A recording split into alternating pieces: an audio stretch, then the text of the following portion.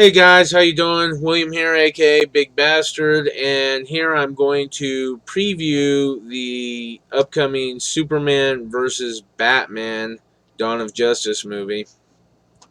But I'm going to give you a little insight into my thought processes about the movie up until the Comic-Con trailer was released, and whether or not that trailer, in fact, changed my opinion on what uh, the movie was, how good the movie was going to be and what it was going to be like. Because frankly, I gotta tell you, the minute that this title was announced, initially it was just Superman versus Batman. I literally wanted to kill the producers and the director because what is this? Outskirts Battle Dome? You know, or to quote another line from another movie or TV show, what are we, fucking two? Batman versus Superman, really? You couldn't have thought of a better title than that. I mean, that worst title ever, and that's including the one title that really had the top spot for me until now, and that's Lucas's Attack of the Clones, which just drove me insane. And I won't get into my opinions on that movie because it does differ a little from everyone else's. But yeah, the title pisses me off, needless to say. So, ever since the title was announced, the majority of my perceptions on what this movie was going to be was primarily filtered through the negative reaction of the stupid ass title Superman versus Batman. Now, the next thing I heard on it was that Ben Affleck was going to be playing Batman. And that again just really pissed me off. And not because I have anything personally against Affleck, aside of, the whole recent Jen Ben breakup and whether or not he was screwing around, but that has nothing to do with this. For the most part, I personally have nothing against Ben Affleck. Uh, his movies I don't really get into for the most part, but it has nothing to do with him. It's just the types of movies I'm drawn to. I think a lot of my primarily dislike of Ben Affleck goes back to his first role, and I forget what it was now. I want to say it was the one with it was him and Matt Damon in that sorority type one, but I don't remember. But and all after that, all you heard about was Ben Affleck, upcoming star. This guy's going to be great, yada yada. And eventually, I get tired of that type of news. But as far as honing my reaction to this, what I figured was already going to be an incredibly horrible movie just based on the name, really didn't have much to do with it because some of Affleck's roles, such as Marvel's Daredevil, I really enjoyed. In fact, Marvel's Daredevil is part of the reason why I had some issues with him being Batman because dynamically the characters are not the same. And I know one of the best traits of an actor is to be able to play characters differently. And so I grant that, without any issue. But I just couldn't see at all Ben Affleck being able to pull off the dynamic required to be Bruce Wayne, aka Batman. And so that ticked me off as well. And pretty much sometime after that, I heard that they were introducing Wonder Woman. And about that time, I was ready to throw in the towel because seriously, it was just getting ridiculous for me. Now, a rumor I heard from a friend was that DC was going to take a different approach than Marvel did with their Avengers franchise, and rather than introducing the characters solo and then incorporating them, they were going to start off with the incorporation of Justice League and then branch out into solo franchises. And that actually seemed like a great idea to me, to the extent of if they were going to do it and do it right, introduce these characters. You don't really have to go into a lot of backstory. We know their backstories. Introduce them in a Justice League movie, and then let their unique movie counterparts play out individually after you've incorporated the Justice League. Now, I think they might be trying something similar to that with uh, Batman versus Superman, and I'll explain a little more about that as I get into some of what my reaction to the trailer is. But overall, yeah, that just really irritated me. And then all of a sudden, I hear they're throwing Aquaman in, and that just, I was about done with it at that point. Given all this stuff that really pissed me off about it, I was pretty much about done with it. And so, didn't think much about it. And I was on YouTube doing some other stuff, and Recommended for You popped up, and it had the Superman versus Batman Donna trailer, and I was gonna go do whatever I was gonna do because the trailer just didn't mean shit to me at this point, because I was like, really, how much more can you screw it up? And I effectively was going to walk away from the trailer and have nothing to do with it. But the fact that they tacked on Dawn of Justice kind of piqued my interest, and so I was like, well, I'll give it a check and maybe laugh and just totally go ape shit at whatever stupid other shit they're doing. And so I watched the trailer, and after the trailer, it was pretty much for me mind blowing. And the reasons for this was because instinctively what they were doing began coming together and began really just integrating. It has a large puzzle coming together for me, and the epiphany of where they might be headed with this just totally blew me away, actually. And so I'm going to talk a little about what we've seen in the trailer and what that might be portending for the movie franchise.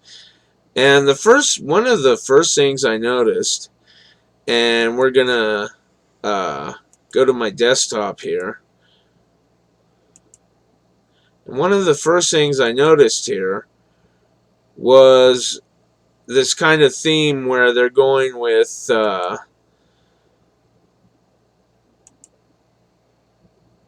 almost a Injustice Gods Among Us theme. Here you see the false god on the Superman statue. It's very reminiscent of some of the artwork in Injustice Gods Among Us. And personally, I think with the way they portrayed um, Batman in the trailer and a lot of the things that we're saying about him, that the mindset Batman's going with is from the Injustice Gods Among Us arc, which is really brilliant in this movie. And I'll tell you why. Hopefully you guys know what I'm talking about. But Injustice Gods Among Us was a video game put out by the producers of Mortal Kombat. And it just totally went off the charts. People loved it. And I've played it. I've played the entire thing through on, I think, every character's storyline. Now, I do gotta say, it's a great story, but with video games, you have one problem in that, depending on the nature of the video game, and in this case, it's a fighting game, you aren't gonna get quite an in-depth story like you might with a type of role-playing game or other type of game. Because fighting games, pretty much the story serves to fill in the fighting sequences of the game. So throw a bunch of characters together and give them a reason to fight is basically what storylines are about. Now, I will say the Injustice Gods Among Us storyline was really good, especially for a video game. Okay, but what really blew my mind away was the Injustice Gods Among Us comic book. 2 years ago for Christmas, my sister had gotten me the first volume, and it totally blew me away.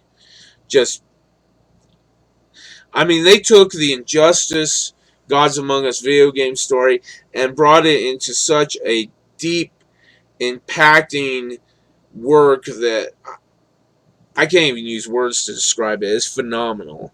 And I've read Volume 1 and Volume 2, and I'm more than stoked for when Volume 3 is coming out because I love this thing. So already you can see my excitement based on this premise alone is starting to build for this movie. And we have another clue of what the movie content may be like, and that comes to us thanks to this scene here. And you can see that bat outfit.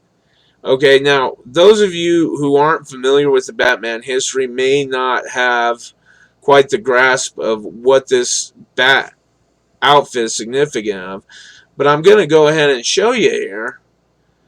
That's Frank Miller's Dark Knight outfit. Okay, so again, we see another integration of a really phenomenal, powerful comic book storyline, and that is Frank Miller's The Dark Knight Returns. And I really hope that's what I said earlier, because that's what I meant. But yeah, we see this integration of this. And another thing, you know, continually, this is just building up for me. Another thing that really got me extremely stoked for the potential ramifications of this movie and how it may be actually blow away anything Marvel has done is, if you look here, you see this suit. Now, initially, I was kind of under a misguided premise that this was actually hearkening to this, and that would have been really awesome. But instead, it's actually kind of about this. So again, we're going back to Frank Miller's Dark Knight Returns, and if you look here at the footage, you will see. I'm going to let you kind of catch a glimpse of that. That part where he had the gun strapped onto his back there, that is directly from Frank Miller's Dark Knight. And the suit, as you can see, is from Frank Miller's Dark Knight Returns. So we're really drawing in a lot of powerful storylines that have a lot of potential to literally make this, I won't even say the greatest DC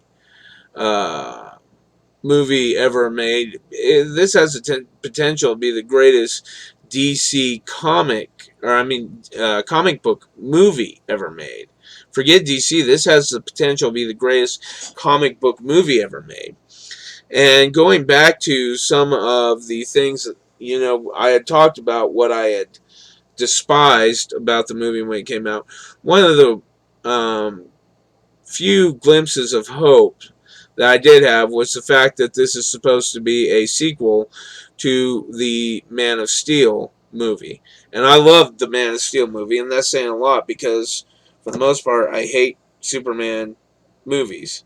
I'm not even really big on the character per se, you know, but if they do the movie right, like they did with Man of Steel, then I'm really into that.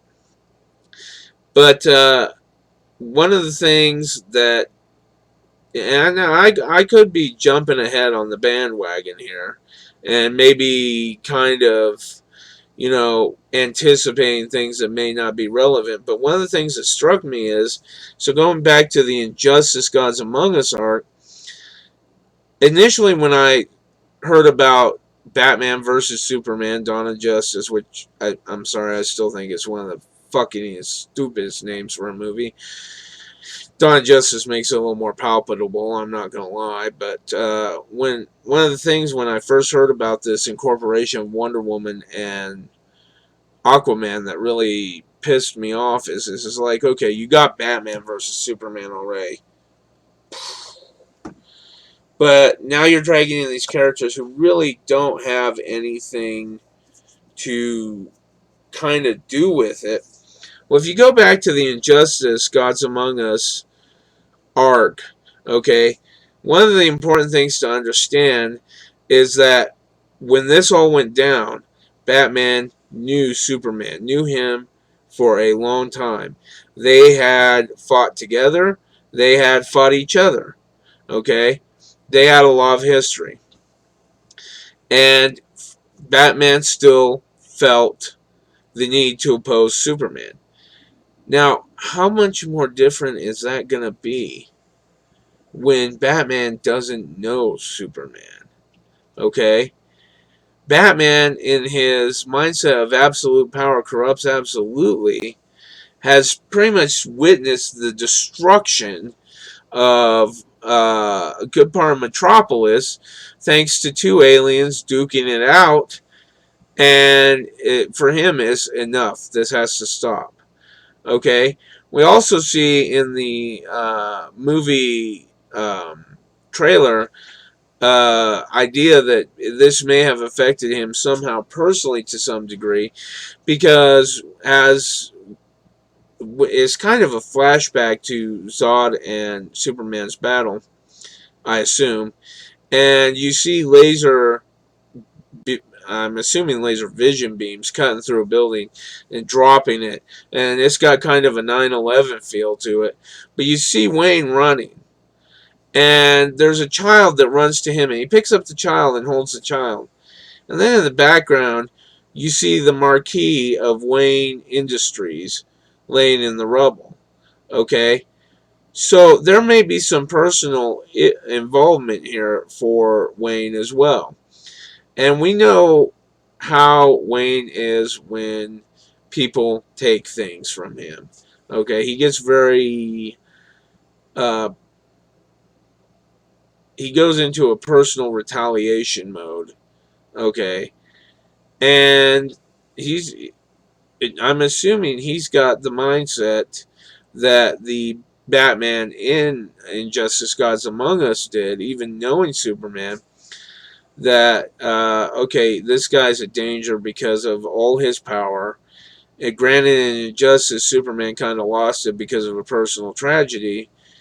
But here, Superman, or Batman, doesn't have that perspective. He's just looking, okay, here's this being with all this power, and he's caused all this destruction, and he needs stopped. Now, you go to Wonder Woman and Aquaman, though, and you're kind of thinking, well, how are they going to tie in? Okay, the beautiful part about this is a little contrary to the Injustice Gods Among Us arc, because Wonder Woman and Aquaman both knew Superman as well as Batman did. And Wonder Woman believed fervently in what Superman was doing.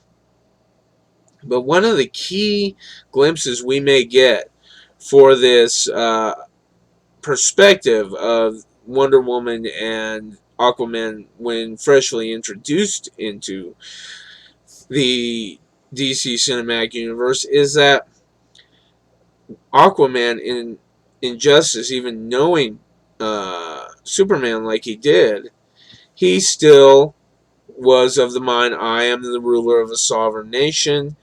Nothing on the terrestrial side can be or should be touching me. If they do, I'm going to take offense to that. Okay? Now, in this movie, Wonder Woman may not be the ruler of Themyscira, but she certainly is representative. And we can see where, if all this shit's hitting the fan, how characters of these isolated nations, which are untouched by man, can be a little concerned when they see this extraterrestrial visitors showing up and shit starts coming down. You know? So this gives us a good clue as to why Wonder Woman and Aquaman might actually be involved. And you can see the entwining of all these storylines, and what's more, you can see the shades of powerful, dramatic, moving stories like Injustice: Gods Among Us and Frank Miller's The Dark Knight Returns. And it really, for me as a comics fan, it really makes me think that Zack Snyder may actually have this on lock. He may actually be creating a franchise that's not for the movie fans of a comic franchise, but for the comic fans of a comic franchise. And I don't think many of the directors who have worked with the movie franchises have really achieved this.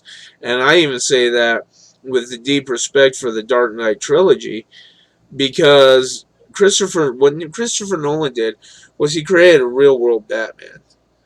But I'm not sure that it was a Batman that was representative of what we see in the comics. Not completely. And of course, you gotta get that with movies. There's no doubting that for 1 minute. But overall, I got a lot of hope, and I'm really stoked about this movie now. A movie that I started despising because of the god awful title and Jesus. We got the idea Batman's in here. Why can't you change it before launch? Either make it Man of Steel 2 Dawn of Justice, or make it Superman Dawn of Justice, or if you really feel the need to keep Batman tagged on, Superman slash Batman Dawn of Justice. But Jesus, will you get rid of the Versus title? That's just driving me insane. It's ridiculous. But yeah, other than that, I am very excited about this movie. Very looking forward to it. And I really think it has a chance to blow the Avengers franchise all to hell. Because this looks like this is going to be locked, loaded, and ready to rock for the DC fans. And I think it's going to be a big treat for Superman fans. I think it's going to be a big treat for Batman fans. Because those are the main cores characters that we're really going to see interlocking here. Yes, Wonder Woman and Aquaman are involved, but I don't really think they're going to be given the depth and background that this conflict between Superman and Batman is going to have. So that's my thoughts on Superman versus Batman Dawn of Justice. If you like, feel free to subscribe and share. And I will be getting more content out there for you guys. So just stick around and enjoy. And until I see you next time, this is Big Bastard signing out.